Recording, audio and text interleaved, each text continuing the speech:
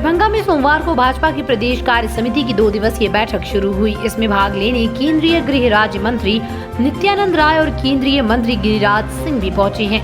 कार्यक्रम में दरभंगा और मधुबनी के सांसद सहित कई विधायक के साथ राज्य भर के सभी जिलों के भाजपा किसान मोर्चा के पदाधिकारी पहुंचे। बैठक के दौरान केंद्रीय गृह राज्य मंत्री ने अपने संबोधन में सरकार की ओर से किसानों के लिए किए जा रहे कार्यों की जानकारी दी। इस दौरान उन्होंने बिहार में विपक्ष के नेता तेजस्वी यादव को सीधे निशाने पर ले लिया।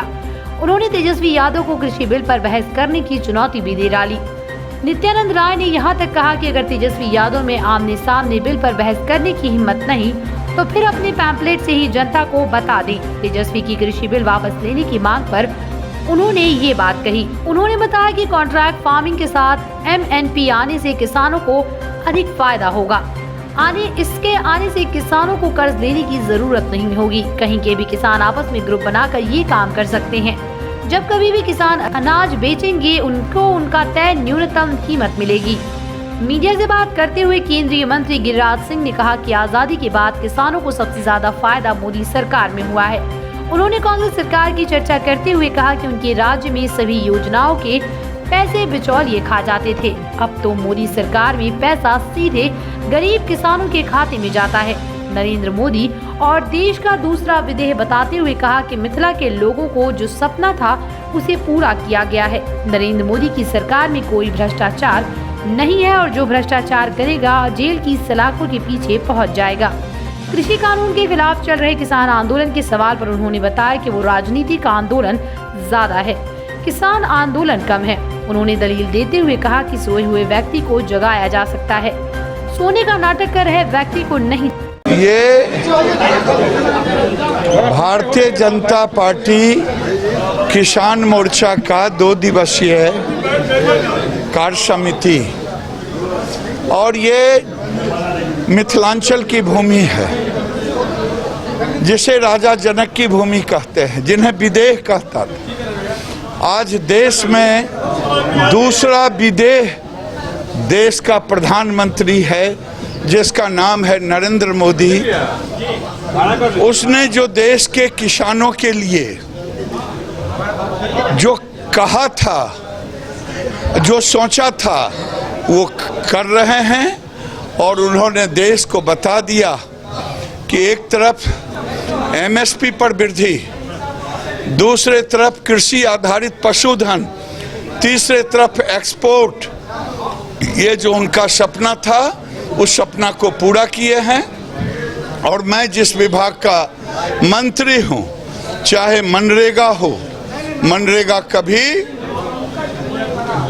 पर्यायवाची बना था भ्रष्टाचार का।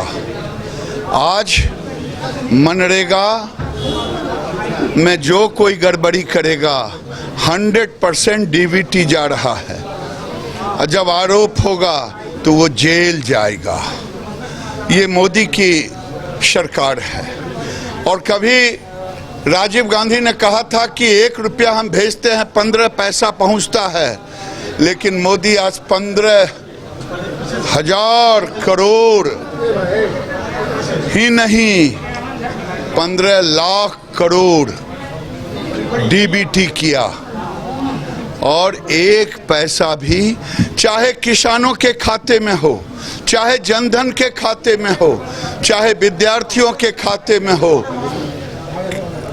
1 रुपये का 15 नया पैसा नहीं बल्कि 1 रुपये का 100 पैसा पहुंचा।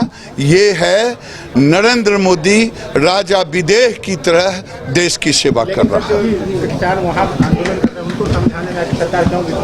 अब हम विफल उफल नहीं है, जगाया जाता है उन्हें जो सोया होता है। सोए को जगाया जाता है, जगे को नहीं जगाया जाता है। यही है वो राजनीतिक आंदोलन है, वो किसानों का आंदोलन कम, राजनीतिक ज्यादा। खेती कौन करेगा? अगर हम कॉन्ट्रैक्ट, आपकी मर्जी है भाई, कॉन्ट्रैक्ट कोई बाहर से आके कोई अन्य नहीं देगा, आप भी कॉन्ट्रैक्ट बन सकते हैं, इसलिए समूह बना। उसको थोड़ा कंफ्यूजन में लोग डालने की कोशिश कर रहा है। बिहार बिहार के किसानों को जो किसी की बात को समझा नहीं। मैं तो तेजस्वी से कहता हूँ, कहते हैं कि बिल वापस हो, बिल वापस हो। चैलेंज कीजिए, कि बिल पर आप बताइए जनता को, हम भी बताते हैं। नहीं आप सामने आने का हिम्मत है तो हम अपने पम्पलेट से बताते हैं, आप अपने पम्पलेट से बताइए क्या हिम्मत है। और उस समय अगर कॉन्ट्रैक्ट फार्मिंग के है तो जो व्यापारी इंश्योरेंस जरूर रखता है, और कम से कम आप कर्जदार तो नहीं है ना। अगर इंश्योरेंस अगर उसका होता भी है तो इंश्योरेंस का ठीक है, उसको लाभ मिलेगा, वही कई प्रतिशत जो निर्धारित है उससे ज्यादा फसल नुकसान होगा तो आप कर्जदार तो नहीं बनेंगे, फसल तो उसका भी चला गया। आप तो कम से कम ऋण से मुक्त है ना, कितना बड़ा फायदा।